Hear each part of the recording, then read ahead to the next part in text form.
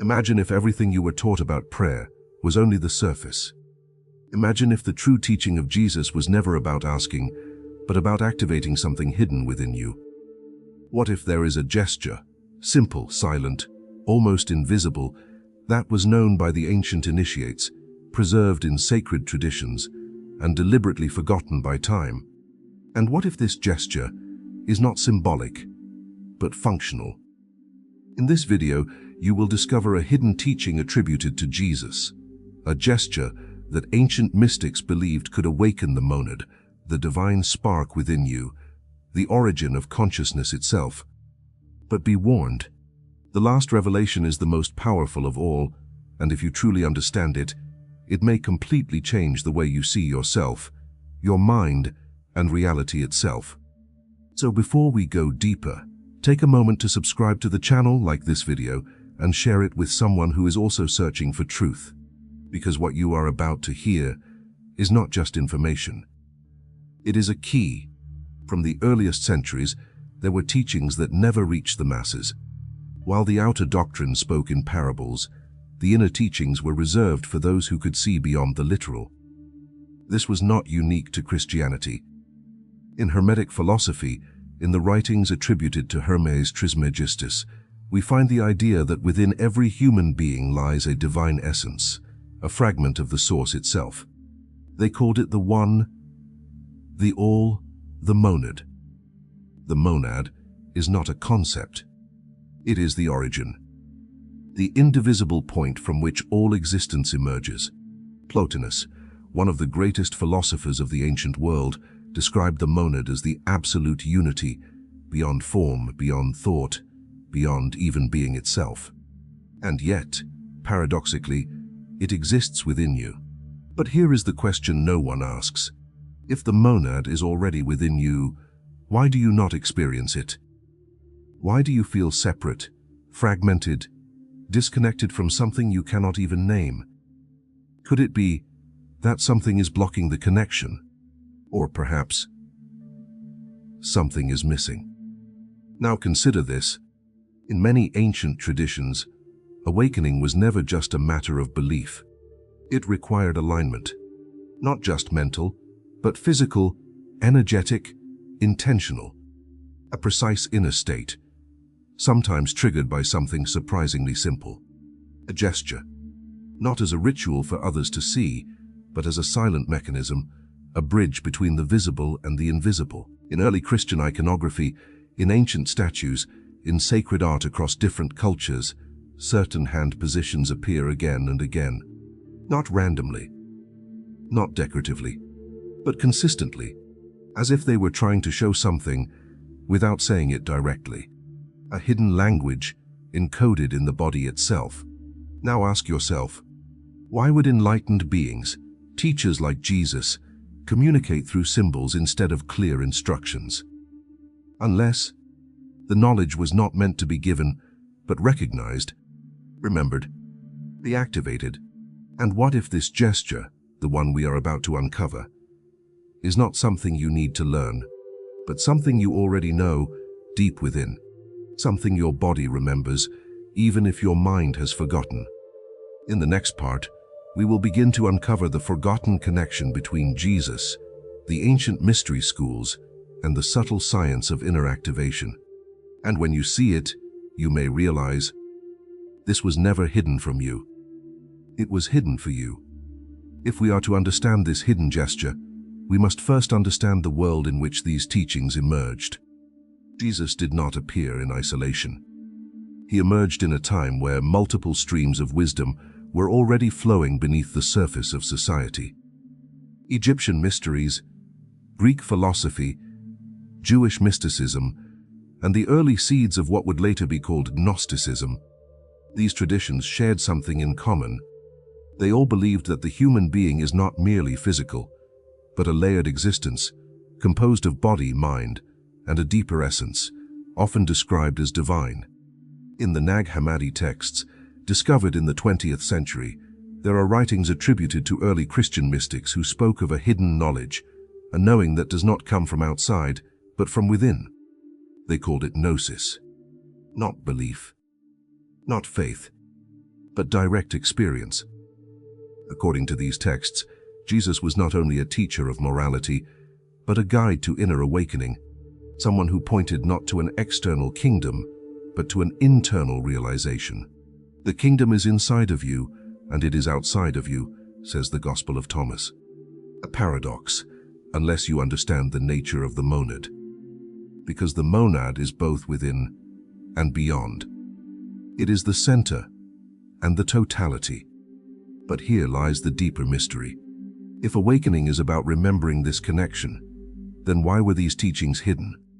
Why encoded in symbols, parables, and gestures? Carl Jung, the renowned Swiss psychologist, suggested that ancient symbols are not arbitrary.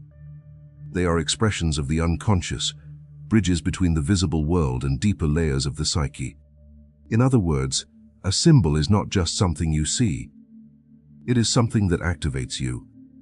And gestures are among the most powerful symbols of all. Because they involve the body, they are lived, felt, embodied. Now consider something that most people overlook.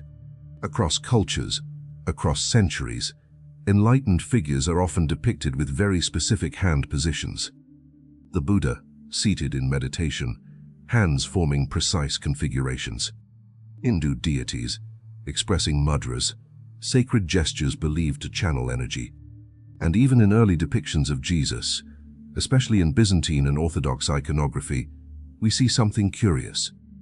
His hand, raised in a very particular way, fingers positioned with intention, not random, not decorative, but deliberate.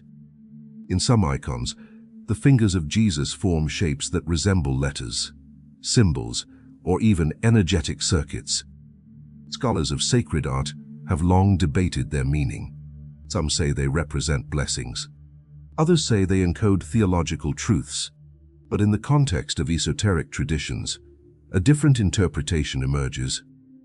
What if these gestures are not merely symbolic, but functional? What if they are keys, subtle configurations that influence the flow of energy within the body? In yogic traditions, mudras are known to alter states of consciousness. They are believed to redirect prana, the life force, through specific pathways. And when combined with intention and awareness, they can induce profound inner states. Now imagine this. What if Jesus, like other enlightened teachers, understood this same principle? What if the gesture he used was not just a sign of blessing, but a method, a way to align the human system with the divine source within? This is where the idea of the monad becomes crucial. Because awakening the monad is not about acquiring something new. It is about removing the illusion of separation. It is about returning to unity. But unity cannot be forced. It must be realized. And realization often requires a shift. A moment where everything aligns and something opens. Could a gesture be the trigger for that shift? Could something as simple as the position of your hands influence your internal state, your awareness, your connection to the monad? It may sound unlikely until you begin to see the pattern, because this is not an isolated idea. It appears again and again, across traditions, across time, hidden in plain sight. And in the next part, we will move closer to the gesture itself. Not just how it looks, but what it does, and why, once understood, it changes everything. Now, we approach the threshold. Up to this point, everything may still seem like philosophy, symbolism, interpretation. But what if it is more precise than that? What if what you are about to see is not just meaning, but mechanism? To understand the gesture, you must first understand something fundamental about your own body. Your body is not only biological, it is electrical, it is energetic. Modern neuroscience has already shown that your brain communicates through electrical signals, that your heart generates a measurable electromagnetic field, that your nervous system is constantly transmitting information. But ancient traditions knew this long before modern science. They described it differently. They spoke of energy channels, of life force, of invisible currents flowing through the human system. In Chinese medicine, they are called meridians. In Indian traditions, nadis. In Hermetic philosophy, they are often implied through the principle of correspondence, as above, so below. What happens within reflects what happens beyond. Now consider this. If your body is a network of energy, then the position of your body, your posture, your hands, can influence that network. This is not speculation. Even today, your posture can change your mood. Your breathing can alter your state of mind. Your focus can reshape your perception of reality. So what happens when intention, awareness, and physical alignment come together? Something shifts. And this is where the gesture begins to reveal itself. In many early depictions of Jesus, especially in sacred icons, his right hand is raised. But not in an open, casual way. His fingers form a very specific configuration. The thumb and one of the fingers are brought together, while the remaining fingers extend, each in a distinct position. To the untrained eye, it may seem like a simple gesture of blessing. But to those familiar with ancient symbolic systems, it resembles something else. A circuit, a closed loop, a connection. In yogic traditions, when the thumb and index finger touch, forming a circle, it creates what is known as a mudra, a gesture that completes an energetic pathway.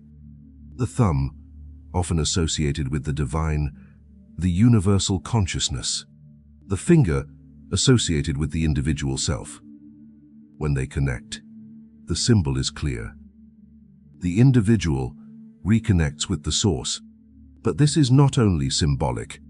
Practitioners of meditation have long reported that such gestures can stabilize the mind, deepen awareness, and create a sense of unity. Now imagine this in a different light. What if Jesus was demonstrating this same principle, but encoding it within a gesture that would survive through art rather than words? What if the gesture was meant to be seen, imitated, and eventually understood? Because words can be altered, texts can be edited, but symbols endure. Now take a moment and reflect. Have you ever noticed how certain positions of your body create a different inner feeling? A sense of calm, or clarity, or even presence? What if that is not accidental? What if your body already knows how to access deeper states, but you have never been taught how to listen? Here is where things become even more intriguing. In some interpretations of Christian iconography, the specific positioning of the fingers in Jesus's gesture is said to represent duality and unity at the same time. Two fingers extended, symbolizing the dual nature of reality. Three fingers joined, symbolizing unity, the divine. A visual representation of a profound truth. That the many emerge from the one and return to the one. This is the essence of the monad. Not something distant, but something expressed through you, through your awareness, through your very being. So the gesture is not just about the hand. It is about what the hand represents. A bridge, a reminder, a silent instruction. But here is the question that changes everything. If this gesture connects the individual to the source, why is it not widely taught? Why is it not practiced, openly, consciously? Could it be that over time, the outer form remained, but the inner meaning was lost? Or perhaps, hidden within layers of interpretation, waiting to be rediscovered? In the next part, we will go deeper. Not only into how this gesture works, but into what happens when it is performed with true awareness. Because the gesture alone is not enough. There is something else. Something subtle, but essential. And without it, the door remains closed. Now we arrive at the point where most people stop, and only a few continue. Because understanding the gesture is not the same as activating it. Many have seen it. Few have truly practiced it. And even fewer have understood what makes it work. because the gesture alone is not the key. It is only part of a greater alignment. Think about this. You can place your hands in any position and nothing happens. Why? Because the body, without awareness, is just form. The ancients knew this. That is why every true practice, whether in Hermeticism, in early Christian mysticism, or in Eastern traditions, required three elements: intention, attention, and presence. Without these, the gesture is empty. With them, it becomes a gateway. Now imagine the moment your body is still, your breath slows, your awareness turns inward, and your hand forms the gesture, not mechanically, but consciously. The thumb and finger meet. A subtle circuit is completed. But this time, you are not just doing it. You are feeling it. You are aware of the contact, of the pressure, of the stillness, and something begins to change. Not outside, but within, because what you are really doing is not moving your hand. You are withdrawing your attention from the external world and bringing it back to its source. This is what many ancient teachings pointed to, but rarely explained directly. The idea that consciousness, when turned inward, begins to recognize itself. In the writings of Meister Eckhart, the German mystic, we find a similar idea. He spoke of a divine spark within the soul, something that is already one with God, but remains unnoticed because attention is always directed outward. And here, the gesture becomes more than symbolic. It becomes a trigger, a physical anchor for an internal movement, the movement of awareness back to itself. Now consider this carefully. What if the true purpose of the gesture is not to create something, but to remove distraction, to interrupt the constant outward flow of attention and redirect it inward? Because the monad does not need to be activated. It is already active. It is the very essence of your being. What needs to change is not the monad. It is your perception, your identification, your sense of separation. And this is where the deeper layer reveals itself. The gesture, combined with awareness, begins to dissolve the illusion of division. For a moment, the observer and the observed become one. There is no longer a distance between you and your experience. There is only presence, pure, undivided. And in that state, something ancient, something familiar, begins to emerge. Not as a thought, not as a belief, but as a direct knowing, a recognition. As if something within you is saying, I remember, but here is the part that changes everything. Most people, even if they reach this state for a brief moment, will lose it. Because the mind returns, the noise returns, the identification returns. So the question becomes, how do you stabilize it? How do you move from a fleeting experience to a lasting transformation? This is where the teaching goes beyond the gesture itself. Because the gesture opens the door, but something else allows you to step through it. And in the next part, we will uncover exactly what that is. The missing element that turns a moment of awareness into a new way of being. So now, we arrive at what was never written clearly, but always implied. The missing element. The difference between a temporary experience and a true awakening. Because many can touch the edge of silence, but very few remain there. And the reason is subtle, almost invisible. But once you see it, you cannot unsee it. The gesture aligns the body. Awareness turns inward. But something still pulls you back. Thought, identity. The constant voice that says, this is me. This is where ancient teachings become radical, because they do not ask you to improve the self. They ask you to see through it. In the Advaita Vedanta tradition, one of the oldest non-dual philosophies, the central question is simple. Who are you, really? Not your name, Not your story, not your thoughts, but the one who is aware of all of these. Ramana Maharshi, one of the most respected sages of modern times, taught that true realization comes not from adding knowledge, but from removing false identification, from tracing the sense of I back to its source. Now connect this to everything you have seen so far. The gesture is formed. The awareness turns inward. And then, instead of following thoughts, you begin to observe them, without interference, without judgment, without attachment. At first, it feels unnatural. The mind resists. It tries to pull you back into the familiar patterns. But if you remain, even for a few moments, something extraordinary begins to happen. The thoughts lose their grip. The identity softens. And what remains is awareness itself. Silent, unchanging, present. This is the threshold of the monad. Not as a concept, but as direct experience. Because the monad is not something you perceive. It is what is perceiving. It is the witness behind all appearances. And when you stop identifying with the content of the mind, you begin to rest as that witness.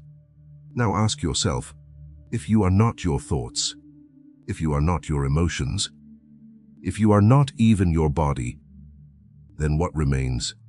This question is not meant to be answered intellectually. It is meant to be felt, explored, lived, because the answer is not a word. It is a realization, and this is why the gesture alone is not enough. Because without this inquiry, without this shift in identity, the experience fades. But when both are combined, the body aligned, the awareness turned inward, and the identification released, something stabilizes. Not permanently at first, but enough to change you, to give you a glimpse of what lies beyond the illusion. And once you have seen it, even for a second, you can never fully go back to not knowing. In the next part, we will bring everything together, not as theory, but as a living understanding, because what you are about to realize is that this was never about a gesture. It was about remembering what you are. Now, everything comes together, not as an idea, not as a belief, but as something you can recognize right now.